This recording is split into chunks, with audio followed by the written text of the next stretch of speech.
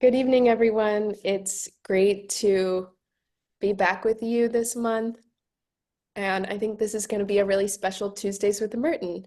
So welcome to the November installment of the Tuesdays with Merton webinar.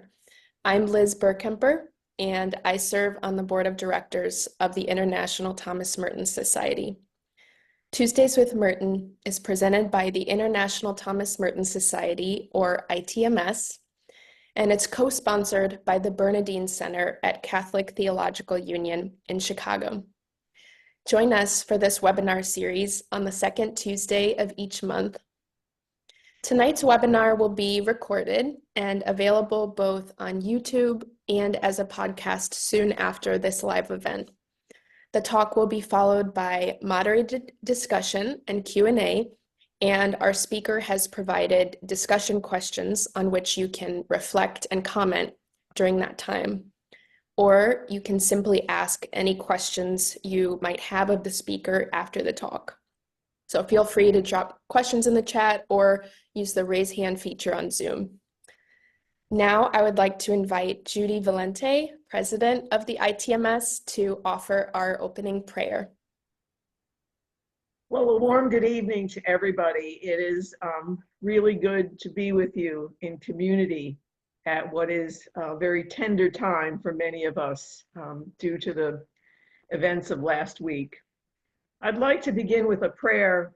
It's actually a kind of a midrash or a reflection on Colossians 3:1-17 that was written by Brian Walsh, who's a theologian of the Christian Reformed Church and a professor at the University of Toronto. And I think his exploration of this passage of St. Paul's is very relevant to us at our time. So I offer it as our prayer this evening. In a world that is all about mastery, all about control, all about being better than those other people, all about a sense of ownership and proprietary rights, we are to clothe ourselves in meekness, in a meekness that receives the world as a precious gift. We need to embody a gentleness that will lovingly attend to the bruised, the vulnerable. Lord knows we have enough bullying, enough manipulation, enough power grabs in our lives, in our politics, in our neighborhoods, in our churches, in our workplaces. Let us be wearing different clothes, friends. Let our lives bear witness to a gentleness that is strong in humility, kindness, and compassion. These are clothes not for a short walk in the park, but for the long and dangerous journey through the ruins of our culture, on the way to the coming rule of Christ. So be patient, both with yourselves and with each other. Indeed, be patient with God. God, after all, has been patient with us. We are, as one of the prophets has written, both working and waiting for the miracle of a new creation.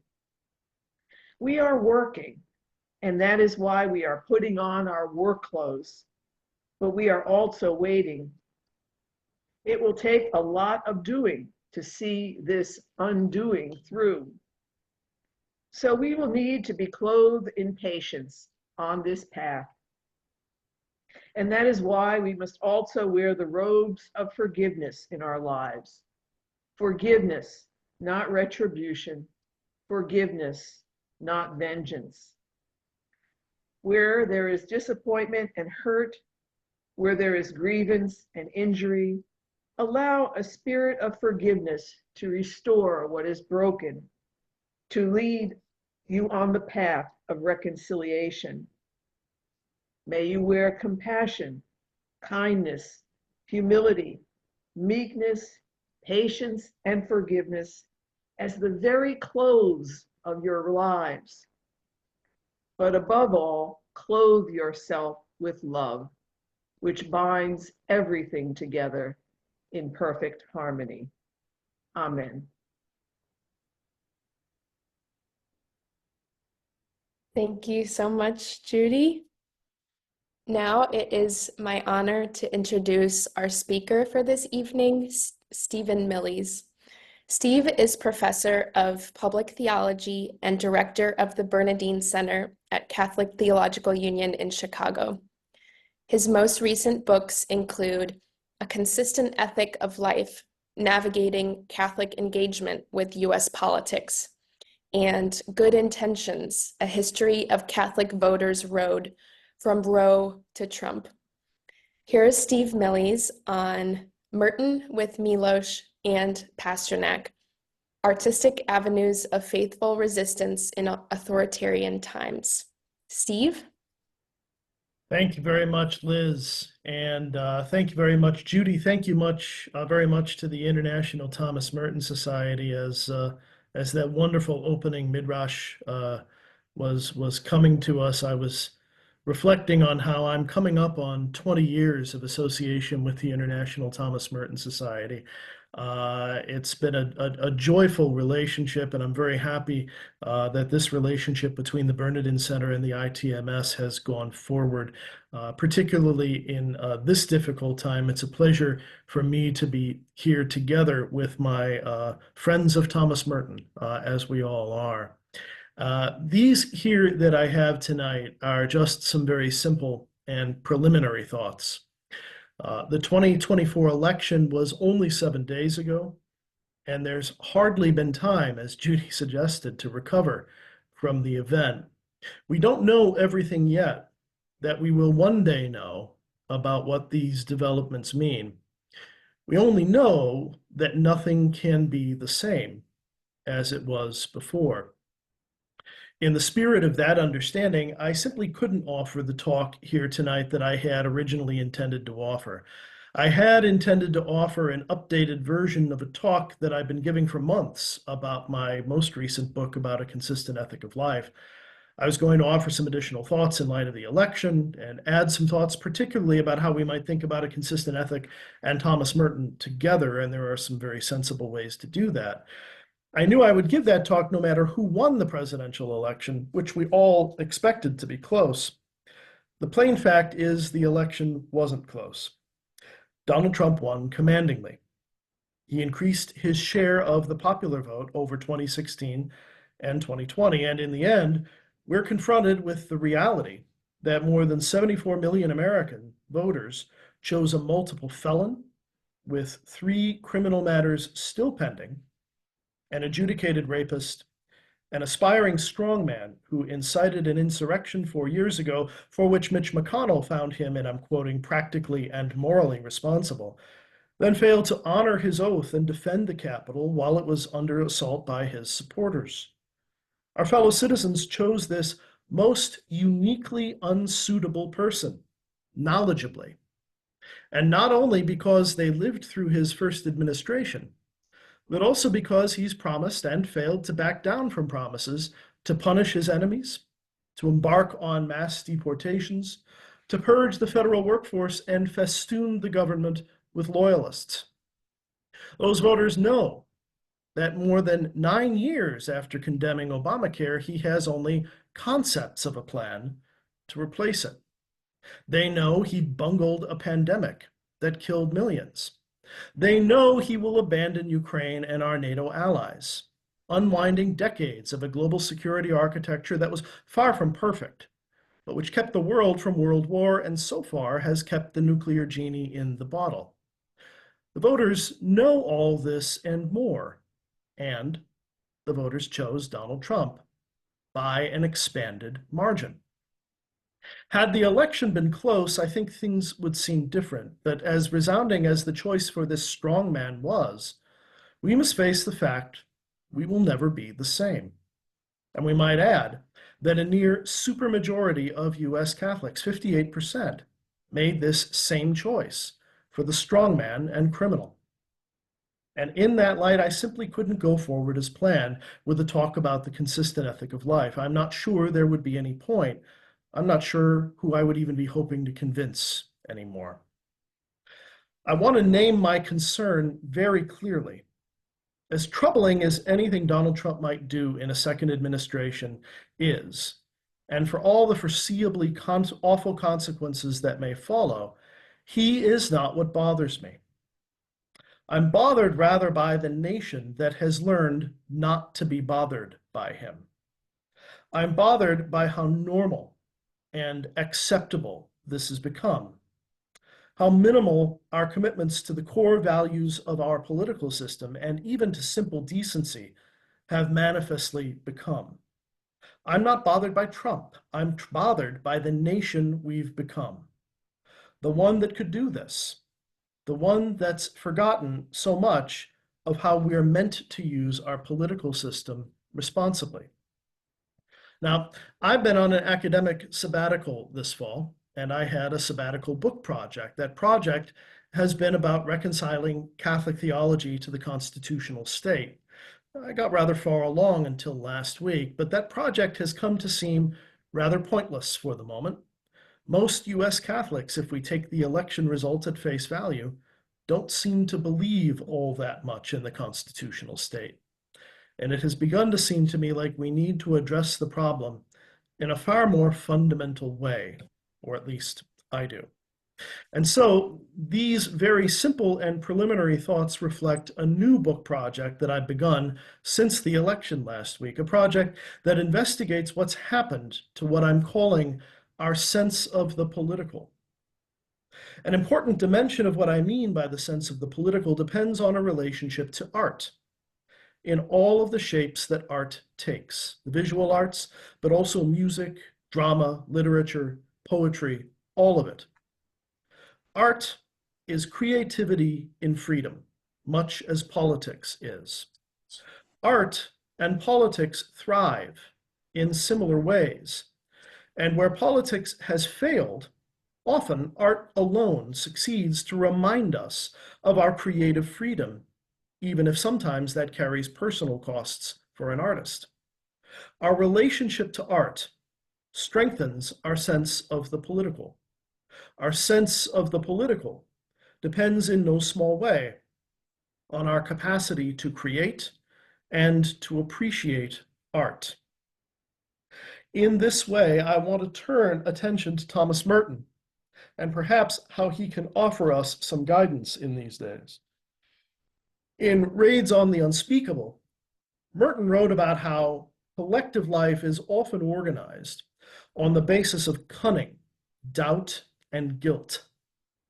True solidarity, he wrote, is destroyed by the art of pitting one man against the other and the commercial art of estimating all men at a price.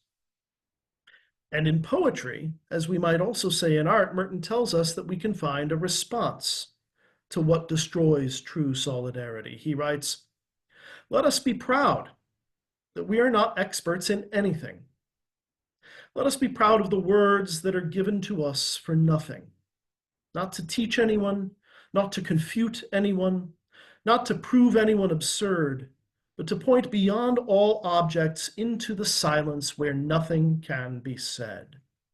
And he continued, "Let us then recognize ourselves for who we are, dervishes, mad with secret therapeutic love which cannot be bought or sold, and which the politician fears more than violent revolution, for violence changes nothing, but love changes everything. We are stronger than the bomb." And perhaps we may say, we are stronger than this ugly, terrible moment. Merton corresponded widely with many artists, as we know. And given the time when he lived, it's not surprising Merton counted among his correspondence partners literary figures who had experienced close and challenging contact with authoritarian regimes. I'll focus here on Boris Pasternak and Czesław Miłosz. In his correspondence with Pasternak and Miłosz, we do not find a political program for resistance so much as a rededication to the power of art. And for reasons I'll come to at the end, it seems to me that's where we need to begin today. I won't take too much time here among Merton's devoted readers describing Merton's relationship with Boris Pasternak any more than I'll take your time describing his even greater correspondence with Czesław Miłosz. These things are known, and our time's not all that great here tonight. Let me rather begin with some observations about Merton's correspondence both with Pasternak and Miłosz. I begin with Pasternak. Merton was captivated by Dr. Zhivago, writing impetuously to Pasternak almost as he finished reading the novel. His relatively brief 2-year correspondence with Pasternak disclosed Merton to be besotted to such a degree that he began to learn Russian. Pasternak returned Merton's friendship warmly. Both men recognized something in one another. Certainly, the way Pasternak evoked the Eastern mystical imagination spoke to Merton, who wrote that, quote, "It is clear that Christ for Pasternak is a transcendent and personal being, in the sense generally understood by such Orthodox theologians as Solovyev or the Russian existentialist Berdyev. The Christ of Pasternak is the Christ of Solovyev's God-manhood. His view of the cosmos is like Berdyev's Sophianic and his sister life, and has in fact all the characteristics of the Sancta Sophia who appears to Solovyev in Egypt." Here, for us, I don't want to dwell too much on Eastern Christology or mysticism. Rather, I'm seized by a line early in Merton's memorial essay, The Pasternak Affair. Pasternak, Merton wrote, refused a proffered opportunity to escape from Soviet Russia, pointing out that he did not want to get away from his native country because he did not feel that he could be happy anywhere else. The paradox of Pasternak's happiness amid persecution is not so unresolvable. Pasternak experienced stability, perhaps in a monastic sense, in Russia, and he would leave the place that nourished him no more than Merton would leave Gethsemane when he met resistance or encountered frustration. We are not promised ease or contentment when we are in the place where we belong. But I think we need to pay attention to a passage from Zhivago that Merton quotes in the Pasternak Affair. He quotes Lara, and she says, it's only in mediocre books that people are divided into two camps and have nothing to do with one another. In real life, everything gets mixed up. Don't you think you'd have to be a hopeless non-entity to play only one role all your life, to have only one place in society, always to stand for the same thing? We get here the sense of the futility of binaries and polarized division, which feels familiar for how it speaks to us today. But there's something else too. Merton describes this moment in Zhivago as finding Lara in one of her most Sophianic moods, and goes on to interpret Lara's speech as a comment on Pasternak himself, who cannot be captured by labels. Merton writes, his Christianity is first of all quite personal, then quite Russian. His politics are personal, first of all, and then again, Russian. Where precisely does he stand? The answer is that, like life itself, he stands nowhere, but moves. His movement is into the new dimension of the future, which we cannot yet estimate because it is not yet with us, and really into the freedom of the sons of God on earth, in which individual life becomes the life story of God, and its contents fill the vast expanse of the universe. That movement, that freedom, is available to us first and chiefly in the vision of the artist. And here we turn to Czesław Miłosz, with whom Merton enjoyed a far longer correspondence. Their conversation engaged more issues, permitted a more frank exchange. Miłosz had a hard-eyed view of the Cold War and the Soviets. He wrote to Merton in 1962 about Merton's essays that later would become Peace in the Post-Christian Era, compelling Merton to an uncharacteristic sort of self-defense when he wrote, "This is one of those phases one goes through. I certainly don't consider myself permanently dedicated to a crusade for peace, and I'm beginning to see the uselessness and absurdity of getting too involved in a peace movement. You're right about the temptation to get lined up with rebels without a cause. There's something attractive and comforting about the young kids that are going off into nonviolent resistance with the same kind of enthusiasm I used to have myself in the 30s for left-wing action. But this too may be a great illusion. I trust your experience. The greater balance of the interaction between Merton and Miłosz was more literary. But this brief exchange about peace and politics, I think, is instructive. Merton's correspondence with Miłosz began much like his correspondence with Pasternak, after he had read Miłosz's The Captive Mind in 1958. At that time, Miłosz was living in Paris as an attaché of the Polish government. In 1959, continuing their exchange of letters, Merton wrote to Miłosz, quote, "I'm less and less worried by what people say or think they say, and more concerned with what they're able to be. I'm not convinced that anybody is really able to say what he means anymore, except insofar as he talks about himself. And even there, it's very difficult. What do any of us mean when we talk about politics?" And here I think we begin to arrive at the truth that can help us. Consider these lines from Miłosz's poem, Ars Poetica. The purpose of poetry is to remind us how difficult it is to remain just one person. For our house is open. There are no keys in the doors, and invisible guests will come in and out at will. What I'm saying here is not, I agree, poetry, as poems should be written rarely and reluctantly, under unbearable duress, and only with the hope that good spirits, not evil ones, choose us for their instrument. We hear in those lines an echo of Lara's Sophianic plea against being the hopeless non-entity who plays only one role in life. Art discloses to us that we contain multitudes. But also I want to hold this passage up next to Merton's questions about what people are able to be and about what we mean when we talk about politics. Pasternak's movement to freedom under the guidance of Sancta Sophia is also the hope that Miłosz has named in Ars Poetica. And it points us toward a truth about political life that Pasternak, who had felt Soviet persecution, and Miłosz, who had fled persecution, both knew. It was a truth Merton recognized.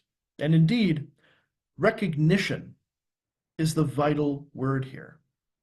Poetry reminds us of who we are. All of art reminds us. It reminds us, that is, because we already know. The daily struggle over power, whether the politicians dividing us against one another or the business persons estimating all men at a price, that daily struggle over power conspires to make us forget. In art, as in contemplation, we remember. We are reminded. We recognize. What we are able to be, how we talk about politics, and the question of what we mean when we do, hinges on this recognition. It depends on art. But it depends on art in a curious way. Miłosz has told us about this in The Captive Mind when he wrote, quote, "It's true I can't stop thinking about the Baltics. Yet I can say something in my defense.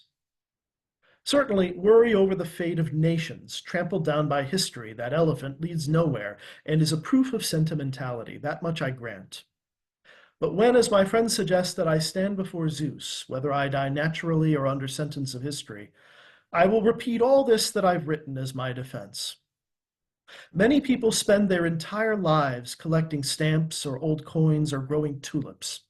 I'm sure that Zeus will be merciful toward people who've given themselves entirely to those hobbies, even though they are only amusing and pointless diversions. And I shall say to him, it's not my fault that you made me a poet, and that you gave me the gift of seeing simultaneously what was happening in Omaha and Prague, in the Baltic states, and on the shores of the Arctic Ocean.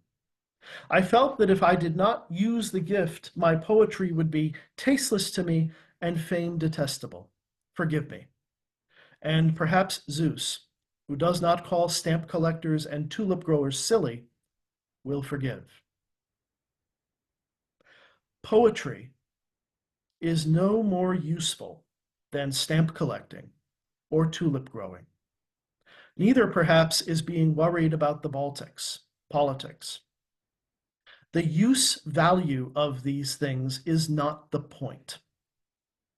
In our time, here in the United States, usefulness is our abiding preoccupation.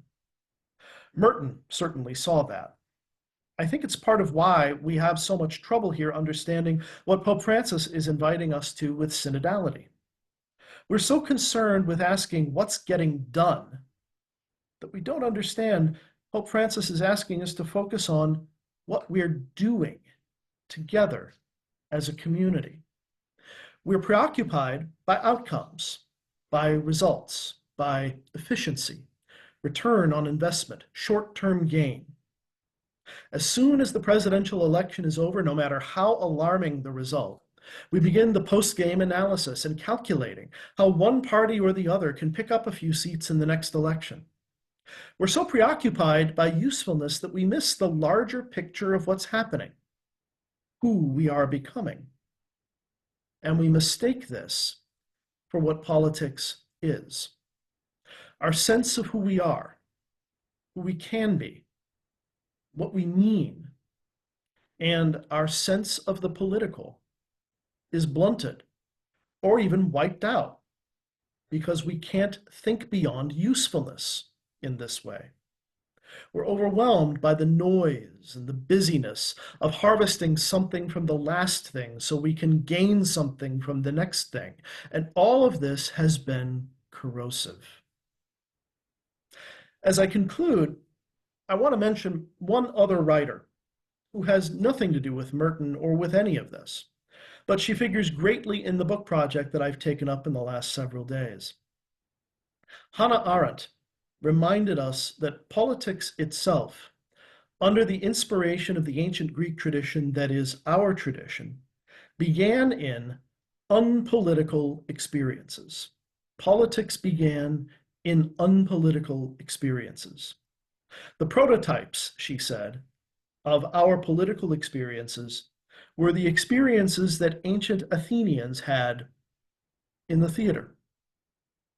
They came to the amphitheater to view tragedies together. They came as different people, and in the experience of the drama, they recognized that they were also the same.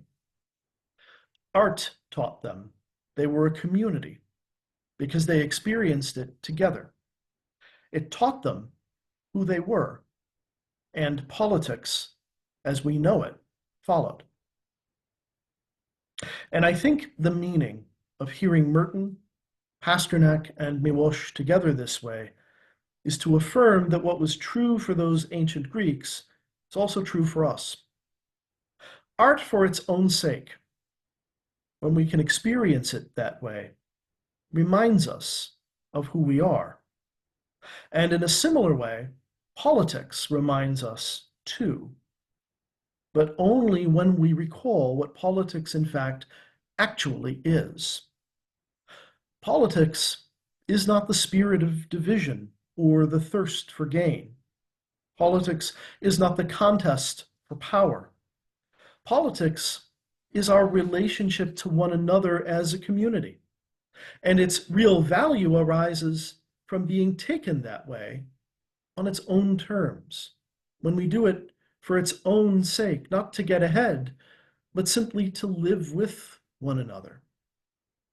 That implies some things. It doesn't imply that we'll always agree with each other or that there won't be conflict, but it does certainly mean that the dialogue that holds our community together, our politics, is bounded all around by our desire to be together, sharing the same community with one another. How we live in this modern world with its technology, its consumerism, its preoccupations with efficiency and utility that isolate us, all of that conspires against politics.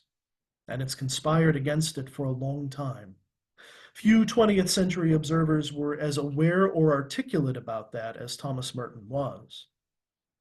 And this is what I'm thinking about in these days since the presidential election.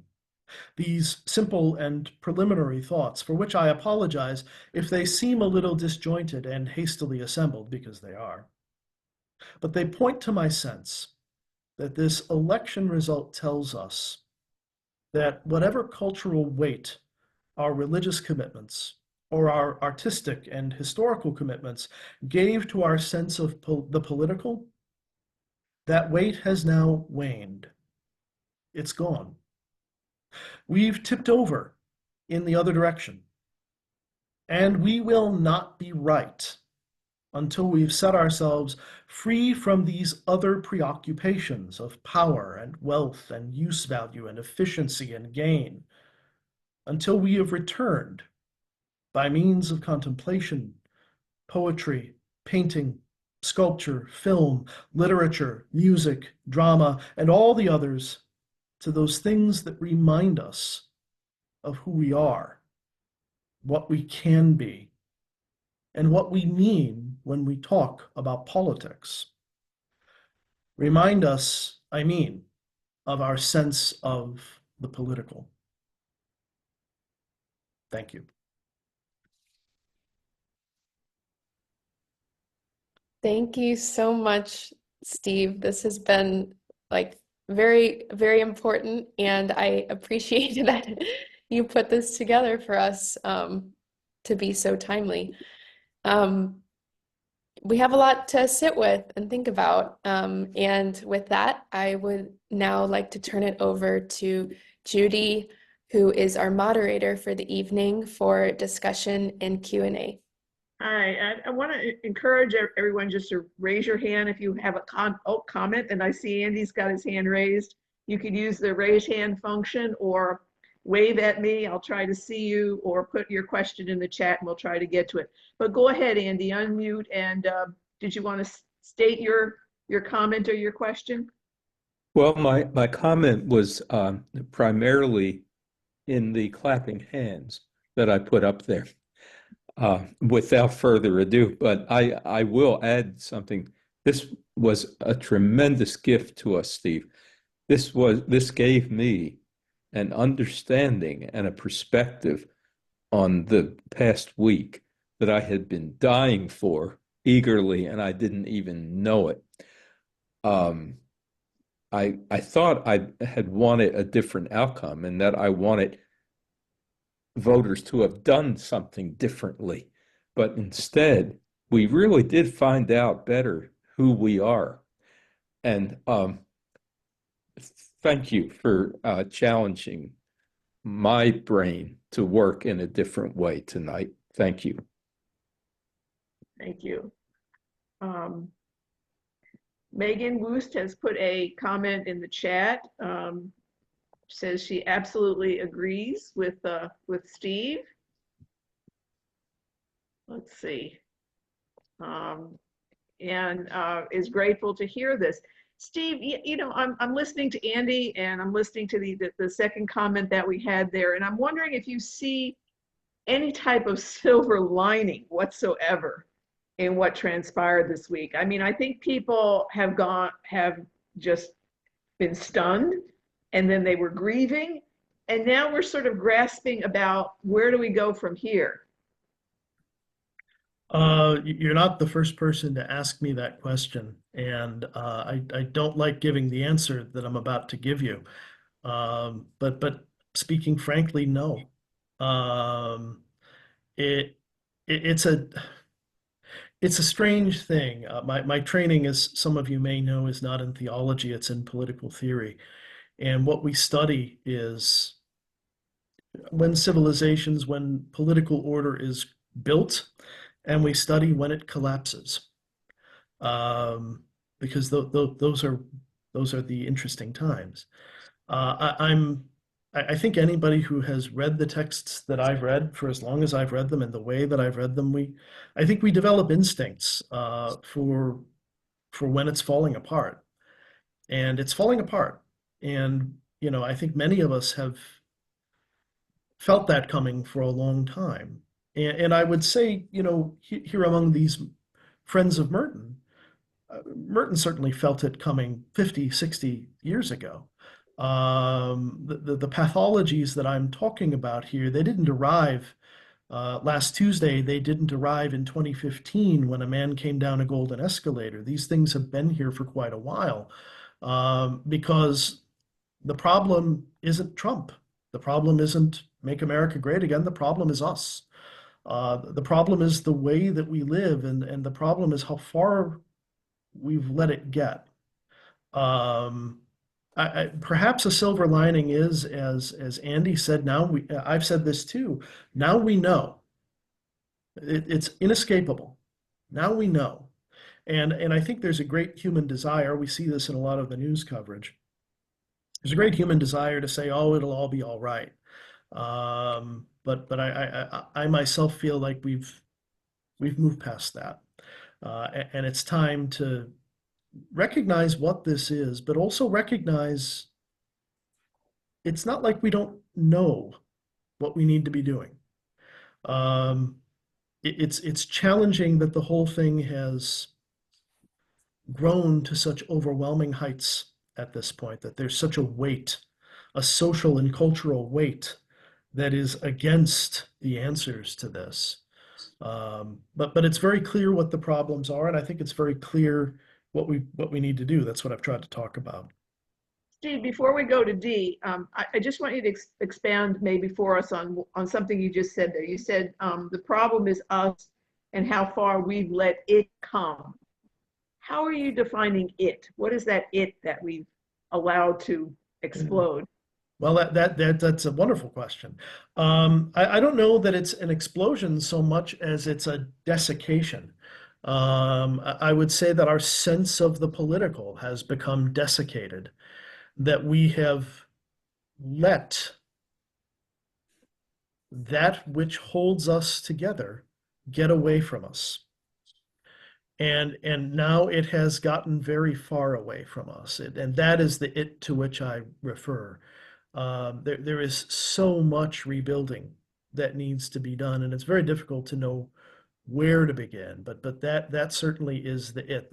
I'm preoccupied by this, what I'm calling this sense of the political, this sense that we need to carry with us about what politics is and why we have it. That's what's gone. Thank you. Dee, go ahead, unmute, please. Thank you. I'm so grateful to be here with y'all tonight, and thank you, Steve. And very therapeutic, I'll say that.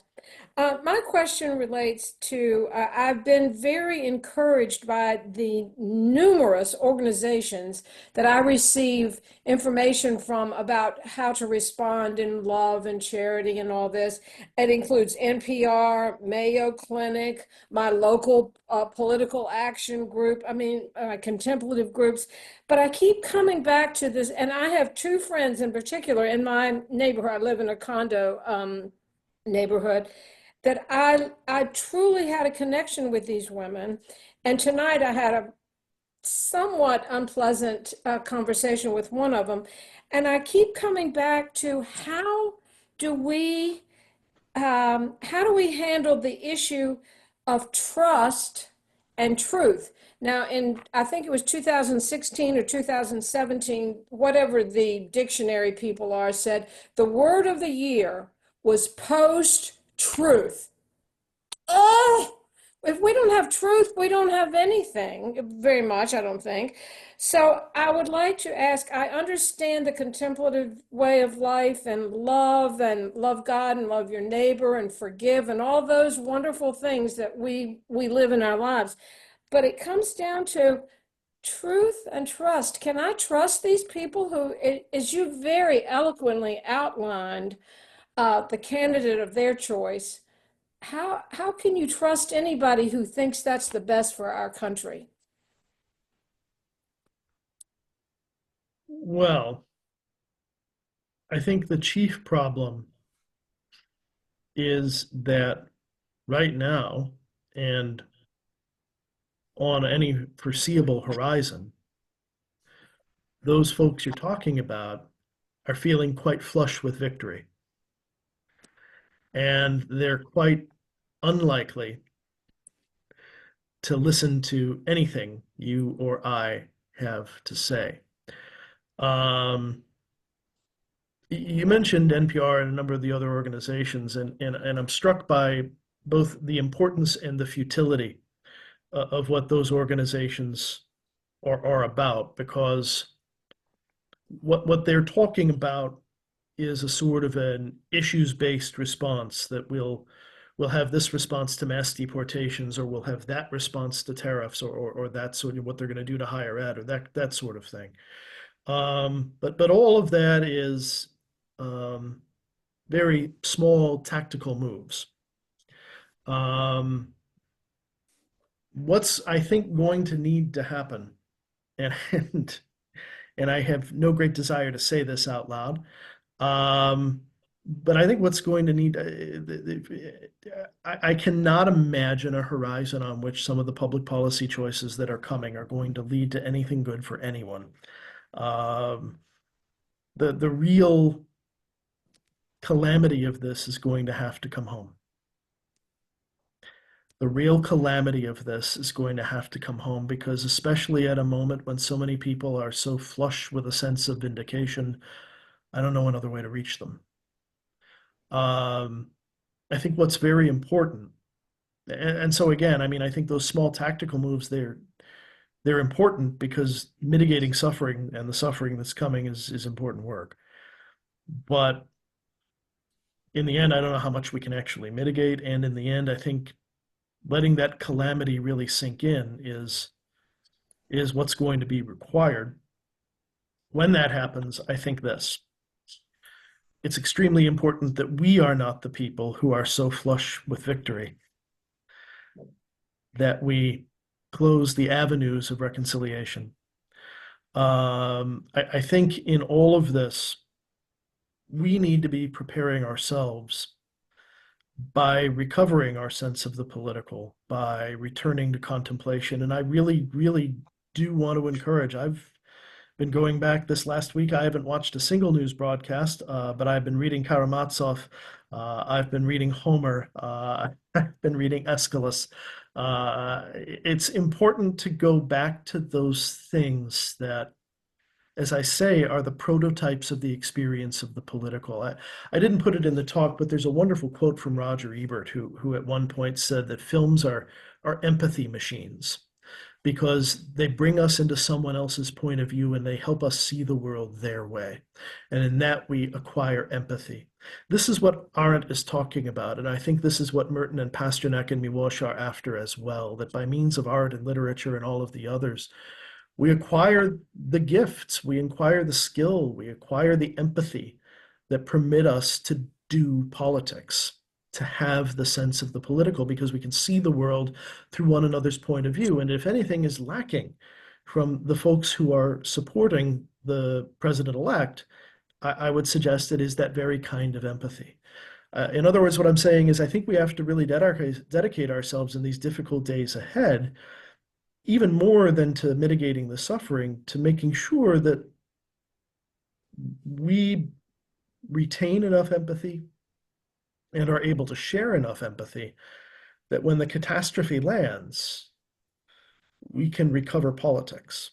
That, I think, is where we're at.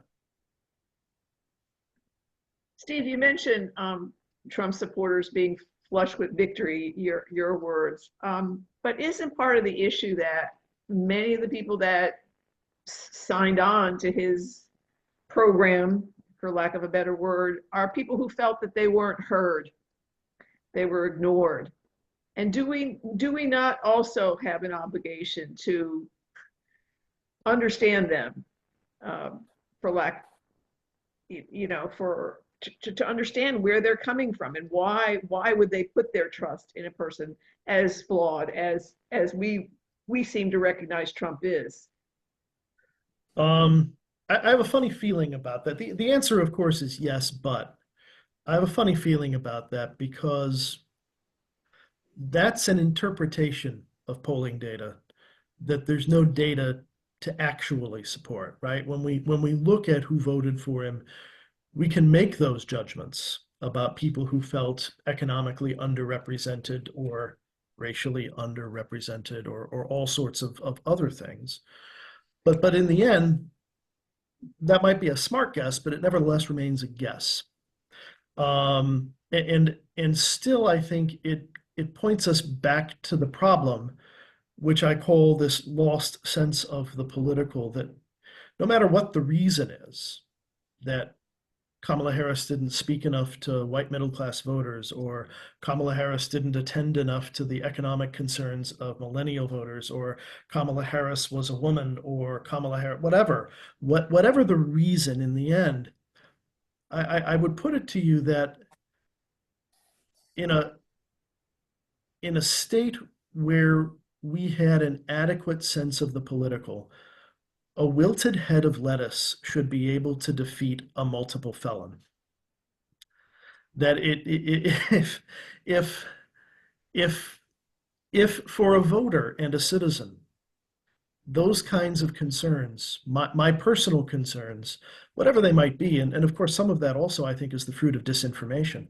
The Biden administration's created more middle-class jobs than any presidential administration since Nixon. But whatever those concerns, if it becomes possible to say, and so then I will vote for a strong man, what I'm going to say is that reflects a deep problem, even so. Even if there were things that the Harris-Walz campaign might have done tactically to reach more voters in the end, if a strong man was thinkable, that's the problem. And that's the problem I have my attention focused on. Tom Tittman, you have a question or a comment? Tom, there you are.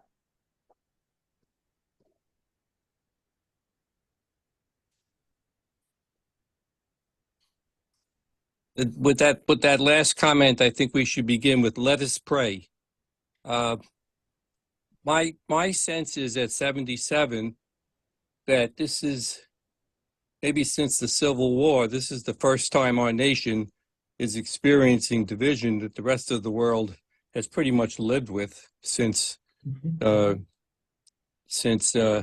Edict of Constantine a long time ago, when church and state colluded.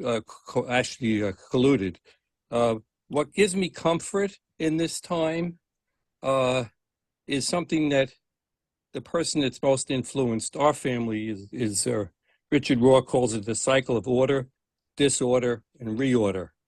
That's just how life is. And rather than arguing about stuff that we really probably can't figure out, it just kind of makes sense to accept these cycles and then just be the change that we want to see in the world. So we don't return evil for evil, but we have that contemplative mindset that allows us to have peace. And I'll leave with this. I left my decisions about Election Day to that morning. I don't watch news, and I didn't want to get my emotions stirred up by stuff, the people who were just fighting with each other.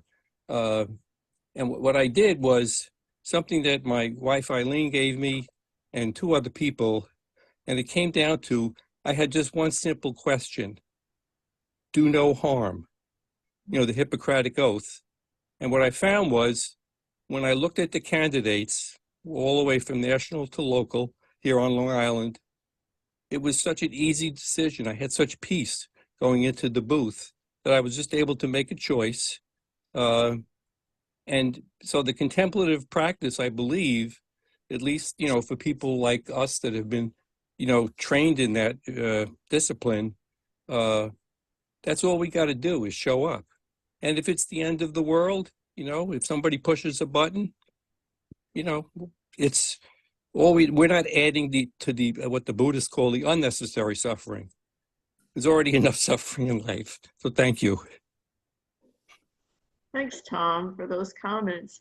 Megan, good to see you. Megan Way.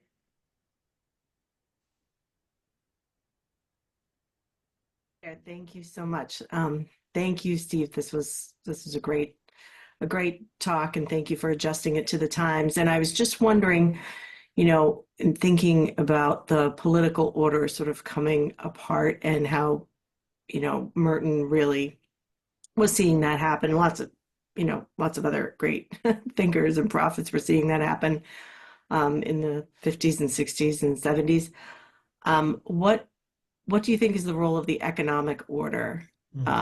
The supposed, reason that so many people voted for Trump was that they weren't feeling that their economic concerns were going to be best served by the Democratic Party, that Trump's promises, however ludicrous, on tariffs and tax cuts for the rich and throwing out all, a good part of our workforce with the mass deportations, however ludicrous they are, that sense of the economic order that people want is tied into all this very closely. And I was just wondering your thoughts on that. Two thoughts. One is, of course, again, apart from a remarkable kind of disinformation that was sown, in fact, the economic picture isn't perfect, but it's astonishingly good. And so what we're confronted with is what in political science we call a variety of low information voting, of affect rather than fact. And I think that's problematic because it points to, again, a kind of a decision-making that is not, properly speaking, political. It is not thinking together with people about the reality of the world. And I'm using that terminology because it points to my second thought, because that's terminology that's used by, again, Hannah Arendt, who I've been spending a tremendous amount of time with the last couple of weeks. For Arendt, and this takes us to a, more of a 35,000-foot level, but it still, I think, is responsive to your question. For Arendt, in modern life, what she calls the political is opposed to the economic. That there's a political order of reality, which is the sense in which we all together create our community. And there is an economic order of reality, which is the one that I was talking about earlier, that is focused on efficiency, utility, short-term gain, and is much more isolating and individualistic. It's frankly, ordered toward avarice. But also ordered toward a kind of an individualism that works against the political because it works against the community. And so here again, if I feel like my pocketbook has been damaged, even if it hasn't, but if I feel like it has, and so I will make a preposterous choice that threatens everyone, in Arendtian terms, what I would say is that the economic order is overwhelming the political, and we have to restore our sense of the political. I keep coming back to that phrase that I'm writing about. We are a society consumed by the economic. We're consumed by it. And I'm using that word on purpose because, of course, we are consumers first and foremost. It's almost all we think about. Because even the way that we have consumed, as I said, the word about this presidential election, we've consumed it quickly, and now we are on to consume the next election already. It's all very short term, and it's not very communal. It's very oriented toward instant gratification. It's the enemy of the political. And so in that way, I would, in both of those ways, I would say that the economic, in fact, you've named the problem. You've named the problem. That's really helpful. I've been meaning to pick up more Arendt. I'm an economist who teaches at a business school, and I'm writing on Merton's perspectives on this. And precisely one of the huge critiques is the individualistic nature of our economics. But that idea of it, the conflict with the political order is something I hadn't really given much thought to. So thank you. On that specifically, you'd want to look to the human condition, But also, even though she doesn't talk about this opposition, her sense of the political, I think, is expressed best in an essay called Introduction into Politics, which is in a book called The Promise of Politics. Well, thank you, Megan. I'm so glad you weighed in with your own thoughts there, because I know you're an economist. I was going to ask you your thoughts, and so I'm glad that you mentioned that. We'll go to Paul Pinkowski. We have about 5 minutes left for questions, and there's a couple of things in the chat that I'll get to, but go ahead, Paul, with your comment or question. Steve, I'm wondering, you talked about art as resistance in a culture where everything's measured and the economy is foremost. How do we nurture and promote an artistic sensibility or an artistic richness? And in that sense, a political one. Yeah. And I think, a couple of the questioners have pointed us in this direction. I don't think we can do it at a mass scale. It needs to be done very immediately. That's where our power to do it is. And so what I'm offering here in the way of solutions is very weak soup. It's a very clear cup of coffee because we have a mass scale problem, and at this point, but maybe at any point, our only real effective avenues of action are person to person. The best I think we can do is not to let go of the political, or for that matter, the artistic. And by that, I mean to abandon, in that Arendtian sense, the primacy of the economic, to challenge the primacy of the economic. I'm someone, look, I mean, we could have a much longer conversation about this, but, it's one of these things. I've spent more than 20 years in universities. I have watched the economic destroy the university, destroy the academy.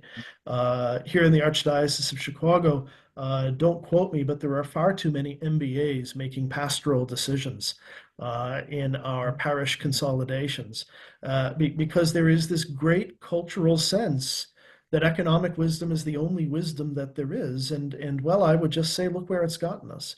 And I'm sort of blurring what I mean by economic here, but in general, I mean it in that Arendtian way, that way that is focused on short-term gain, advantage, results, that way that frustrates the synod.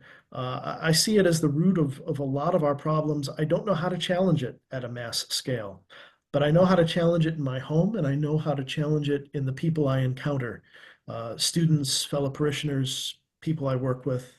And there it's not a matter of confronting them. God knows that won't work.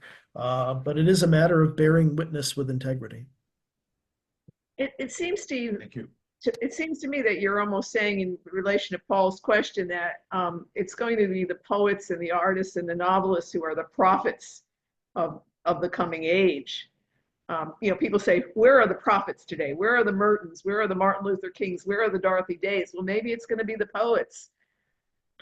I don't think it will only be them, but I will say, certainly a lot of those folks you named wrote a good line of verse or two, or wrote good prose. The aesthetic sense together with the contemplative sense, and I think they're very close. I think only those things will save us. Of course, we need to have cultural space that's open for them so that they can reach people. Well, a couple of final questions. Alice Wozniak asks, and you mentioned Hannah Arendt and Miłosz, of course, Pasternak. Any books or authors that you especially recommend reading at this time? I mean, Arendt certainly. I do mean. I mean, I've gone back to the brothers Karamazov.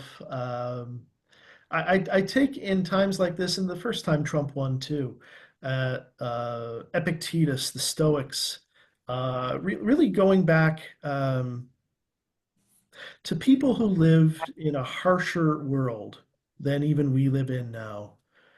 and yet struggled their way toward beauty and truth that created the space for us to have the politics that we have taken for granted. There's a tremendous wisdom in those ancients. The Psalms, too. I was reading the Psalms this morning. If I'm candid, the imprecatory Psalms, but I'll get to the other ones as time goes on.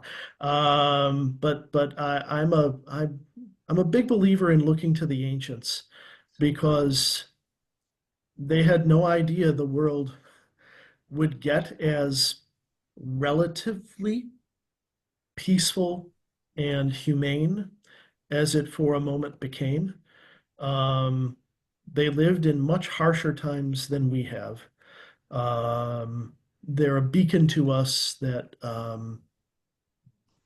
keeping our eye on our humanity is the only compass we've got. You mentioned the Psalms. Diana Butler Bass, who's a well-known minister, Protestant thinker, recommends Psalm 146. That's the one she recommends we read right now, 146. Well, one final question we have time for. Charles Matson, and I'm not sure if this is tongue-in-cheek or not, says, should we progressives who have learned to love great art of various types start joining our neighbors when they go to country music concerts and sports events? Maybe like, wrestling or some boxing.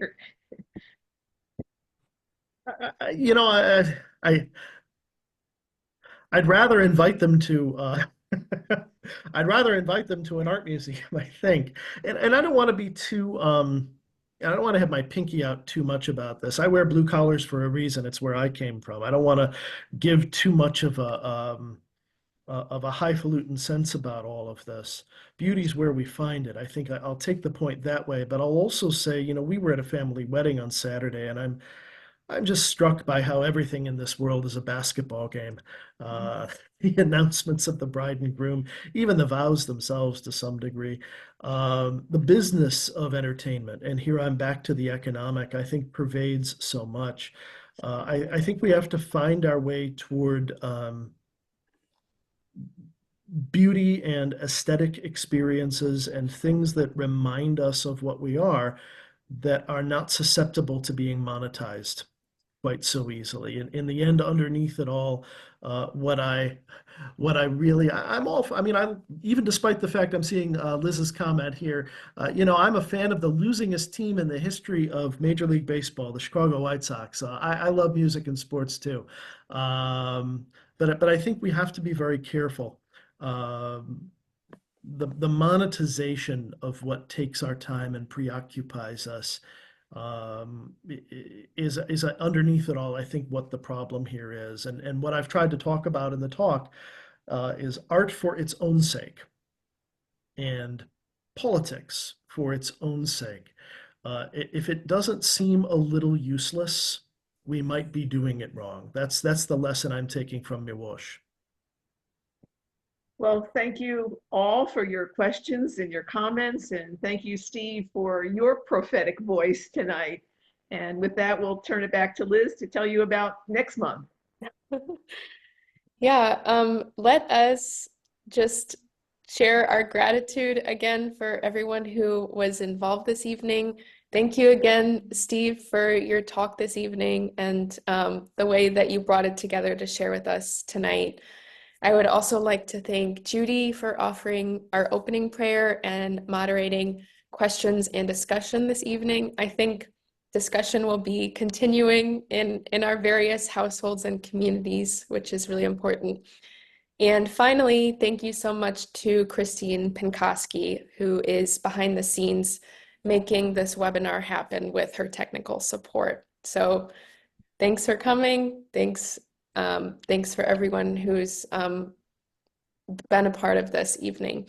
If you would like to access a recording of this talk or other Tuesdays with Merton webinars, you can find the links for those at merton.org/ITMS. Please join us in December for the next Tuesdays with Merton, when Father William Hart McNichols and Christopher Pramick will speak to us on Offering Christ to a Broken World, Merton's Advent Tidings of Great Joy.